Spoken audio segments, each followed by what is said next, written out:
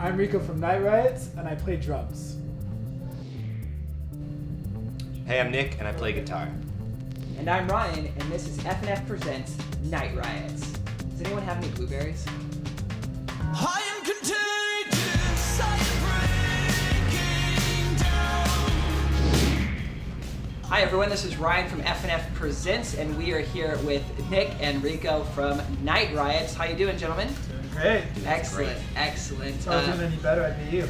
I like that. So listen, before we jump into the interview, folks, you're going to see questions at the bottom of the screen. There's going to be 3 of them. If you answer all 3 questions in the comments below, we are giving away a signed set list from the band. We'll mail it out to you. So check it out and answer it in the comments below. So it's always interesting to me to look at a band and think about how their lives have maybe changed pre a song coming out and getting a lot of good traction and post. So what have you noticed has been the biggest change after Contagious coming out and getting a lot of good traction? I would say, for us, it's been sort of a weird situation because Contagious dropped at, I guess, the beginning of this year, like February. And pretty much since then, the only thing I can say that I've noticed is that we've just pretty much been on tour the whole time since then. So in a weird way, it's like we've been in a bubble. So I've just been on tour and like I haven't really noticed, like it's not like I got home and I'm like, oh right, I have a Ferrari in my driveway now. It's because we've been on the road. Like I think this is our 4th national tour of this year already since that came out. But I guess the little things that I could say is that it's weird, like you'll go somewhere and everyone's like, I hear your song, like I'm in whatever, some random store. Taco Bell, yeah, like I see your video on there. Or like we were like eating somewhere, we got Chipotle the other day and people were like, can I take a picture with you? Like, like blah blah blah, and that's the weirdest thing that I've noticed so far. Radio makes a big difference. We didn't really know too much about that. Does anyone listen to the radio still? Everyone has MP3 players, plays music on their phone, all that. So we weren't really sure how big a difference radio would make, and everyone still listens to the radio. Yeah. Apparently, so. That's really intriguing to think about a song getting picked up, and we've never really dived into that before. So, you know, you're writing a slew of songs, Contagious gets written, it gets recorded. You know, how do you select that as the go-to? And then, you know, what's your process as a band to shop that out and start getting that sort of movement forward? It's weird, when we're working on music, we don't know what's going to be successful, what people are going to like or not. We know what we like. We're kind of just creating art that we enjoy. And we don't think too much about, oh, you know, we'll push this song because people, or we'll write this song because people will like it. Once we have music, then you do a little bit think, well, I think people might like this one, and you kind of talk to everyone, see what we think will do the best. But that song specifically, I don't think when we first started working on it that we thought it was going to be anything special. It was kind of like a bunch of happy accidents. It was like a last minute one. Like we had written it in like we used to do these hour write sessions where we would just write a song in an hour. And it was kind of a random one, and we took it to our producer, and then like the song completely changed, and we're like, oh, all right, it's like a cool song. And that's when like the label and other people are like, oh, that's the one, that's like the song we want to use. And we're like, okay. Like there's other ones that like maybe even us would say that we probably preferred or something, but it's weird, you never know. As like the artist or band, I've found that a lot of times it's like the song that you maybe think would be the like one that's gonna catch on, it can be like almost the exact opposite. Happy accidents. You remember that guy Bob Ross? Yeah. With the big fro he used to paint? That's what he always used to say. Nice. He'd be painting some blueberries, and then he'd just all of a sudden make a little accident. Like, oh, it's a happy accident. Yeah. Let's talk about, you kind of mentioned the groups, you mentioned the label and things like that. How did this band come together? Was it kind of an organic play? Did you all have some level of connection beforehand?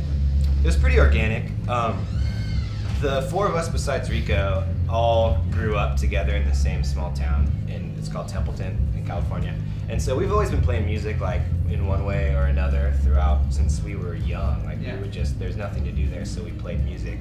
And then once we started playing more, we started branching out and playing, because like we put on our own shows in our hometown because there was nowhere to do anything. Yeah. And we did that for a while, and then the band at the time, we went to school, like Travis studied abroad, and then when we came back a couple years ago, decided to kind of make it more serious and to do Night Riots, and that's when we met Rico through some other bands. And so like in a weird form or another, we've always been creating and making art and music together. Yeah. So it's really natural, and we all get along. We can like kind of understand how everyone works, and it's been like a really cool progression for the band. So Nick, you talked about this idea of, we came together and we said, okay, we're going to take this seriously. That's a decision that's made as a group. For bands out there who are deciding to start taking this sort of thing seriously, what were the things you guys did to say, okay, we're going to get in contact with the label, we're going to start, being, businessmen about it, so to speak? Yeah, I think our first step was, you treat it as a business. In a sense, the band is a business, and earning as much as it is art and everything. When we got to that point where it's like, this is what we want to do. It's like, we're going to do it all in. You quit school. Parents are probably mad at you at that point. Yeah. You say you're putting all your money into this band, and everyone's like, that's dumb. Like, don't do that. But we did it we bought our first van with all that money, like, upright. We got a trailer, got new equipment, recorded some demo stuff, and just used it to play shows. And then eventually that's where we got to the point where we met our producer and we did this EP, and then now we have a label and a bunch of other stuff involved. But it just kind of kick-started it. Yeah, talk to me a little bit about the writing process for the full length and how that's progressing. Yeah, so I guess we put out an EP this year, and even before that, I guess I could mention doing that stuff on our own actually allowed us to crowdfund the first EP that we did. So that we got a bunch of fans into that, crowdfunded that, and then we were able to release this EP on our label Sumerian now. And since we've been touring this whole year, we're ready to put out a full length basically. So between every tour, we've gone home. We've even brought a little home studio in the bus or the van or wherever we are, and we'll just write as much as we can. We have 40 songs or something. We have about 40 new songs, but total songs that could be worked on for an album with the producer at this point in this actual studio, we have about 100 options, I would say. Really? All right, Yeah. so you've got 100 options. How do you start narrowing that down? I think it's actually kind of easy at first because you just take the songs that you're really in love with. Yeah. And usually that's the newest ones. A lot of songs that are pretty crappy, Sure. or maybe or whatever, and then you'll get to one you can just tell there's something cool about this song, I can hear it, or you'll show it to a producer of the demos and they'll be like, I want to work on this one, I like it. So it's pretty easy to narrow it down in a sense. That's kind of what Contagious was like. It was actually just pretty much a crappy little guitar riff recorded on a phone, maybe, or was it even mic'd? It was kind of in the studio, that one. It sounded like it was recorded. We wrote it at 3 in the morning. I think we were in a room. It was because I think I just had a guitar. I was like blah blah blah, and Matt was laying on the ground. Someone playing guitar. This is what I remember. Someone playing guitar really grungy, and then maybe some keys playing the wrong notes in the background, and then Travis sang the chorus, kind of the chorus melody. Yeah. And when we took all the songs in to decide what we were going to record with this producer, he's like, I like this one. I was like, really? All right. Out of that EP, what was the most sort of difficult, the most labor of love song that you guys put together that you thought, let's throw this one away, but it ended up coming together? There's I like your blueberry colored socks. Thank by the you. way. I appreciate that. Yeah. It's just it's good luck. So the song "Oh My Heart," which is the single we're working on right now, or that's kind of being pushed out a little bit. That one started off really as a completely different song, and we loved the song that it was originally. It was kind of this happy-go-lucky, synthy, fun, upbeat song, and now it's kind of dark, industrial, and menacing. But we took that one, and the guy was not so stoked on it. I feel or it was just not going so well. Yeah. And we were pulling out sounds from that song that we liked and making it into a completely different song. So for me, and maybe a couple, I don't know how everyone else felt, but I can speak for myself, it felt really weird because it's you're trying to steer this ship in one direction, and you can see it going towards a completely different location. It's no, and it's kind of veering off. So I don't know. That one was a weird experience, but in the end, that's why I think Nick mentioned earlier, you can't hold on too tight. You just kind of have to let things go. Yeah. Because sometimes they'll hit a bullseye, but if you really, really hold on to it and don't let it experiment a little bit, sometimes that holds it from being awesome. You never know. Yeah. It's an interesting point too, because when you're putting out an EP or an album too, sometimes you're asking what songs will make the cut or not, and sometimes there'll be a song that you super love, but it doesn't work in the whole body of the work of an album maybe, or you'll have this song I love it, but it's this crappy like dancey techno song that would be completely random to be in the middle of this maybe kind of a more broody sounding EP or album. Yeah. So sometimes you'll have like great songs that maybe you love, and like you're saying, you'll have to sit on it or wait, or maybe it doesn't ever, maybe it'll be a B-side or doesn't ever see the light of day, but that happens a lot too. But I know you guys have had the opportunity to play some festivals. Yeah. If you were to book your own festival, and Night Riots, of course, is going to be the headliner, Yeah. who would you book? What would be sort of the top 5 acts in the? And it could be past or present groups. Past or present. Wow. That's pretty tough. Yeah. I'd want to play probably like a UK festival, maybe like Isle of Wight or something like that.